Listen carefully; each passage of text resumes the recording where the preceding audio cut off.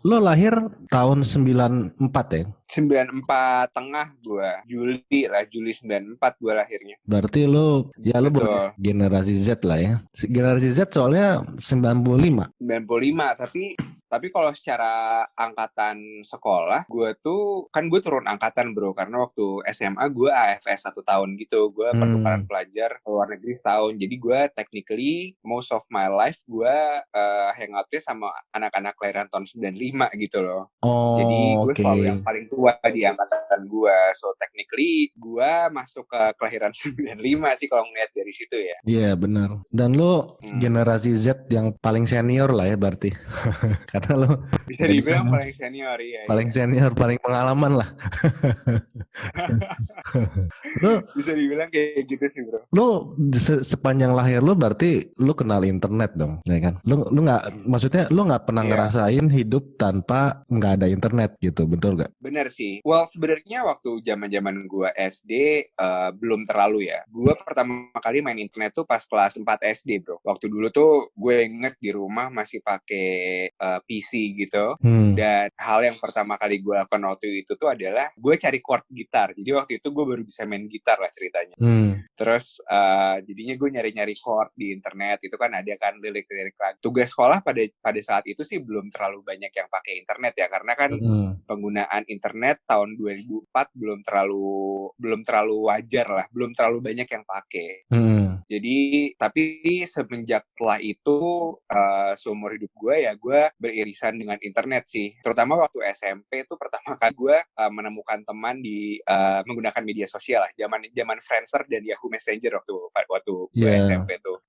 Dari Friendster sendiri, cikal bakalnya Facebook lah, Hmm. Twitter lah, Instagram lah, I think it's Friendster. Iya Dan betul. dulu gue seneng banget gitu bisa ketemu orang dari Surabaya gitu, yang hal yang gue Hmm. bahkan nggak, kayak gue bahkan jauh banget dari Surabaya kan, tapi kayak gue kenalan sama orang. Jadi dulu kan di Facebook di Friendster tuh banyak komunitas kayak oh gue suka tim bola ini, oh gue suka band ini, jadinya lu kenal juga sama orang yang ikut, yang follow page-nya band itu atau klub bola itu, jadinya lu saling nge-add terus udah Hmm. gitu ngobrol gitu. Dan sebenarnya even sampai sekarang gue bisa dibilang pengguna internet dan pengguna sosial media yang cukup aktif lah. Kalau bisa lu lihat, Instagram gue juga aktif, di Twitter gue juga aktif. Jadi gue menggunakan itu, dan basically gue kalau ngelihat berita pun sekarang gue larinya ke Twitter. Maksudnya gue nge-follow Twitter official kantor berita gitu, Hmm. atau channel berita yang terpercaya. Ya gue bacanya dari situ. Sekarang Hmm. knowing bahwa gue jarang banget juga nonton TV,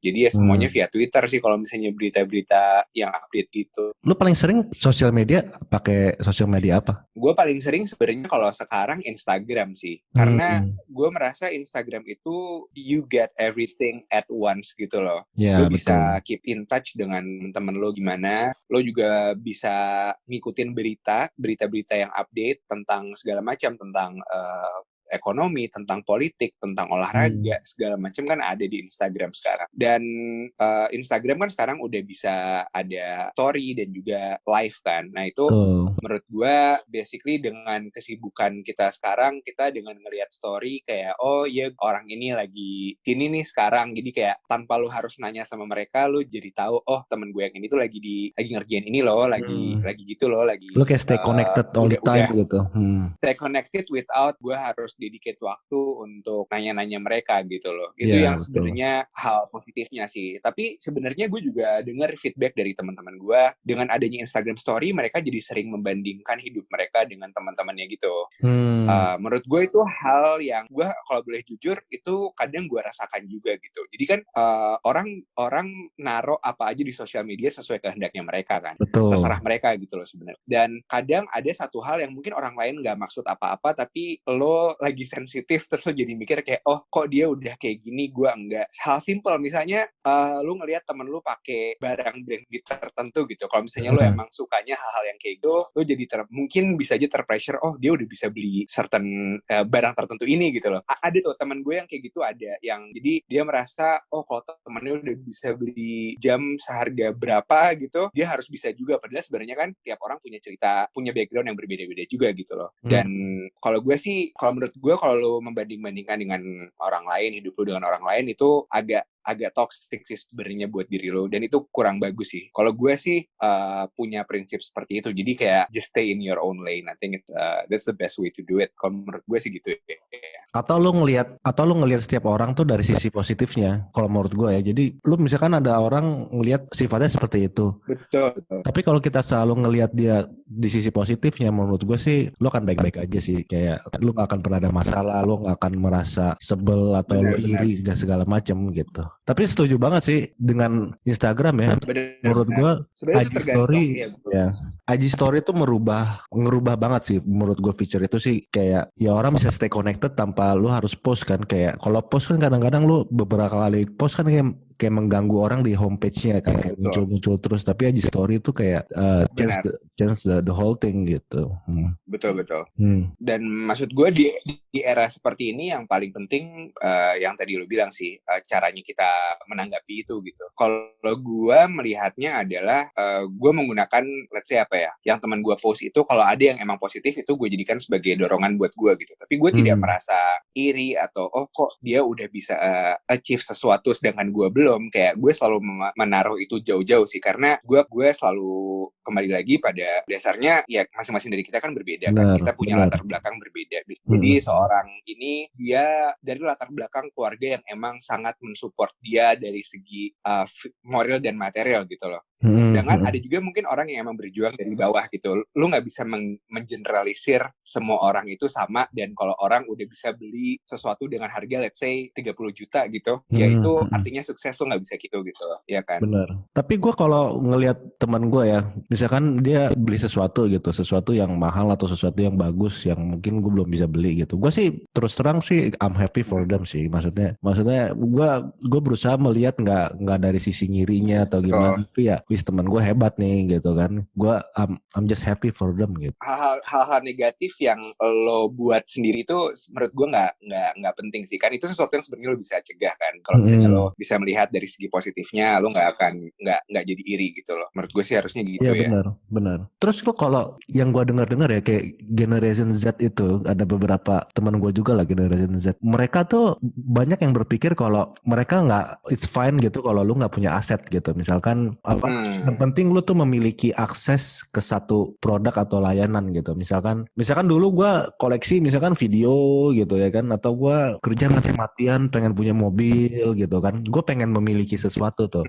Tapi di zaman sekarang kan udah zamannya subscription kan, kayak lo video sekarang ya lo video streaming, lo nggak harus koleksi video yang banyak gitu kan untuk lo bisa akses dengan streaming. Betul. Terus sekarang lo ada car riding service dan yang gue dengar mereka Generation Z tuh banyak yang nggak pusing gitu mau punya mobil atau enggak gitu. Nah menurut lo gimana tuh? Kalau menurut gue sendiri sih, tentu pasti semua orang di Generation Z punya pandangan yang berbeda ya. Tapi kalau menurut gue sendiri, itu benar sih. Yang lo bilang tadi itu sesuai dengan diri gue. Karena jujur gue sampai sekarang belum ada niatan untuk let's say punya mobil sendiri gitu.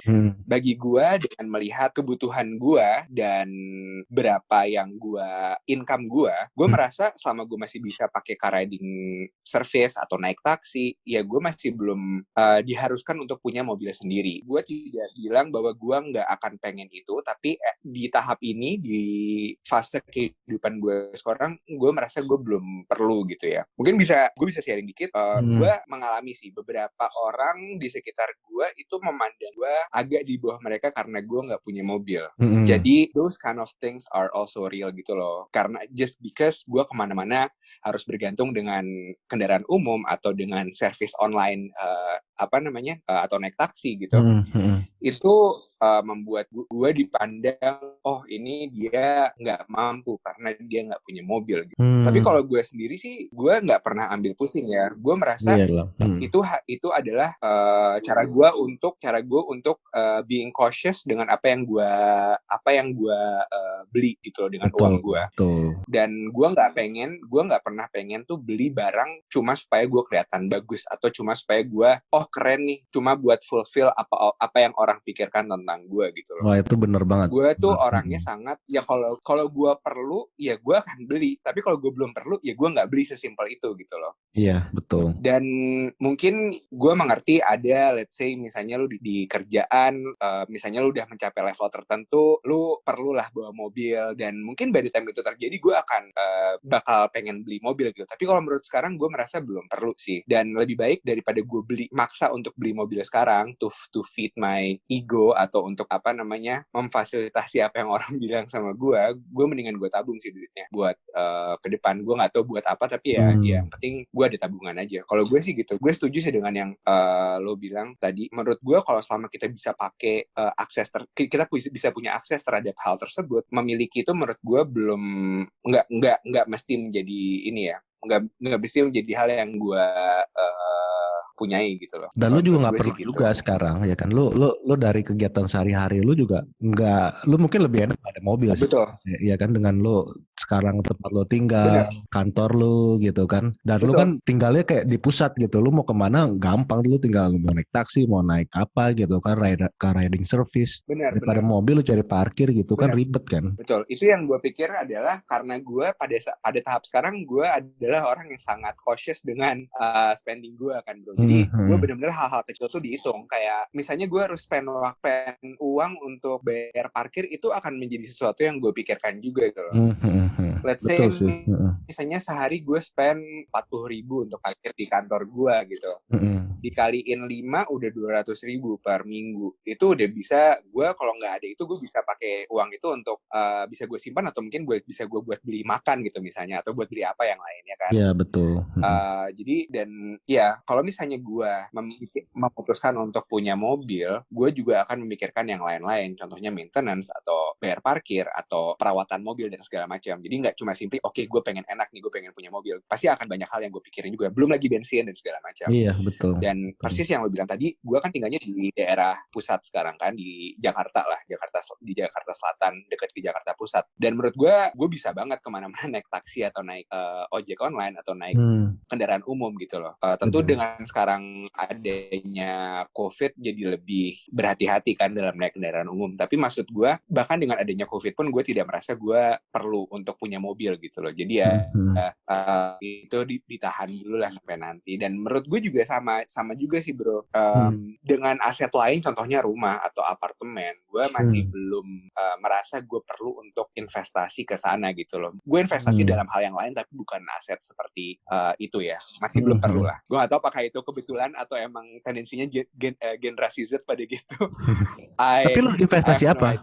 Lo tertarik sekarang investasi apa? Gue sebenarnya sekarang lagi memanage uang gue tuh gue orangnya sangat cautious ya bro. Jadi gue cenderung misalnya apa ya, gue masih belum berani tuh kayak yang main saham gitu-gitu, masih belum berani gue.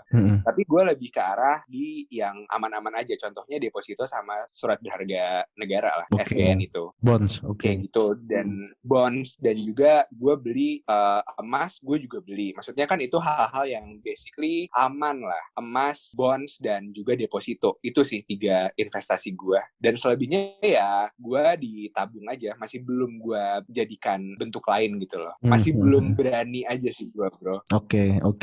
Gitu. Yang penting sih ya lu ada tabungan setiap bulan gitu kan, menurut gue. Benar.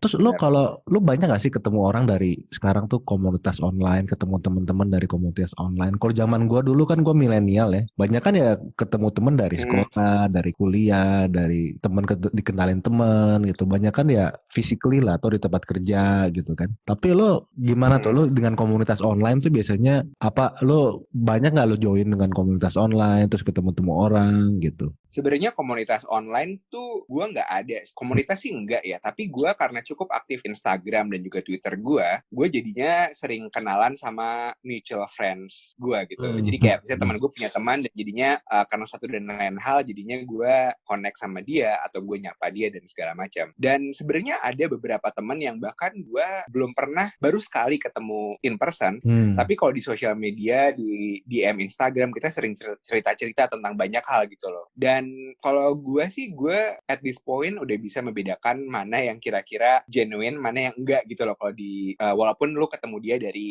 online. Jadi poinnya adalah gue bukan membedakan gue ketemu dia itu dari mana, tapi lebih ke arah intensitas gue komunikasi sama dia seperti apa gitu loh. Dan speaking of komunitas online ya, mungkin yang gue sering lakukan dari gue browsing media sosial dan being aktif gitu, sebenarnya gue sering ikut online kontes bro. Jadi satu hal yang unik tentang gue adalah gue sering banget ikut kontes apa online gitu. Jadi gue waktu itu pernah sampai dapat kesempatan meet and greet sama pemain NBA di Filipina karena video kontes di Instagram gitu. Jadi video kontes. dia lagi video kontes. Jadi kayak basically lu harus ngejelasin kenapa lu harus dipilih gitu lah, dan alasan lu harus convincing gitu. Ini udah lama banget pas zaman gue kuliah sih.